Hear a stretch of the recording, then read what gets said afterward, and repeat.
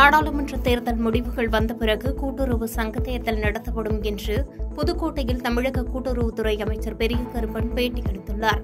ஜனநாயக முறைப்படி கூட்டுறவு சங்க தேர்தல் நடத்தப்படும், கூட்டுறவு சங்கங்களின் முறைகேடு நடந்தால் உரிய நடவடிக்கை எடுக்கப்படும் என்று எச்சரிக்கை விடுத்தார். மேலும் நடந்து முடிந்த நாடாளுமன்ற தேர்தலில் பாஜக வேட்பாளர் அண்ணாமலை 10 இடங்களில் வெற்றி பெறுவோம் என கூறியிருக்கிறார். பாமக தலைவர் ராமதாஸ் 40 இடங்களையும் நாங்கள் தான் பிடிப்போம் என்று கூறியுள்ளார். எண்ணி முடிக்கும் வரை எல்லோருக்கும் எல்லா எண்ணிக்கையையும் சொல்வதற்கு வாய்ப்புள்ளது, அதனால் சொல்லிக் கொள்ளலாம் என்று விமர்சித்து பேசினார். குடிநீருக்கு எனக்கு பொதுவாக கோடை காலங்களில் இது மாதிரி நெருக்கடிகள் வர்றது போறது, தண்ணீர் தட்டுப்பாடு வர்றதெல்லாம் சகஜம். அதை இப்பொழுது மாண்புமிகு முதலமைச்சர் அவருடைய தலைமையிலான இந்த அரசு குடிநீர் தட்டுப்பாட்டை போக்கி அனைவருக்கும் அந்த தண்ணீர்லாம் கிடைக்கிறதுக்கு ஏற்பாடுகளை செஞ்சிருக்கிறாங்க. ஏதாவது எங்கேயாவது கிடைக்கல போகலைன்னு சொல்லி நிர்வாகத்திற்கு நீங்கள் தகவல்கள் தெரிவித்தீர்களே, ஆனால் அதை நிவர்த்தி செய்யும்.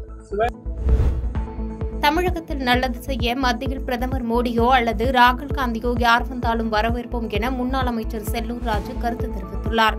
மதுரை கோரிப்பாளையம் பகுதியில் உள்ள அதிமுக கட்சி அலுவலகத்தில் பொதுமக்களுக்கு நீர்மோர் வழங்கும் பந்தலை அதிமுக முன்னாள் அமைச்சர் செல்லூர் ராஜு தொடங்கி வைத்தார். தொடர்ந்து செய்தியாளர்களை சந்தித்து பேசிய அவர், இந்தியா ஒரு மதசார்பற்ற நாடு, ஒரு மதத்தை குறிவைத்து உயர்ந்த பதவியில் உள்ள பிரதமர் மோடி பேசுவது சரியல்ல என்று கருத்து தெரிவித்தார்.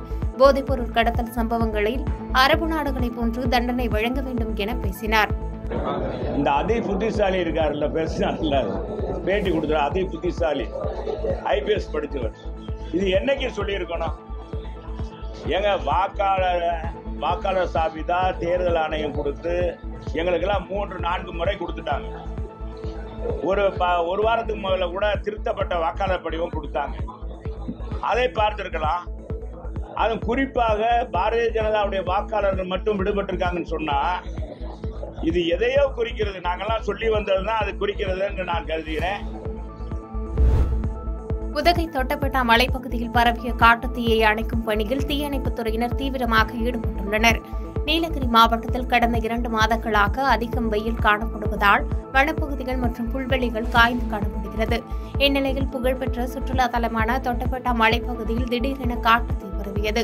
தகவல் அறிந்த தீயணைப்புத் துறையினர் காட்டுத்தீயை அணைக்கும் பணியில் ஈடுபட்டு வருகின்றனர். கோடை விடுமுறை காலத்தில் சுற்றுலா பயணிகள் அதிகமாக வரும் தொட்டபெட்டா மலைப்பகுதியில் தீ பரவியதால் பரபரப்பு நிலவியது.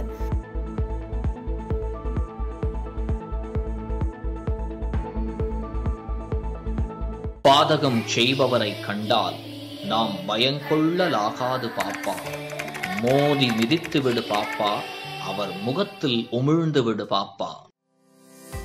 அண்மை செய்திகளை உடனுக்குடன் தெரிந்து கொள்ள இணைந்திருங்கள் இயம்நாடு தொலைக்காட்சியுடன்.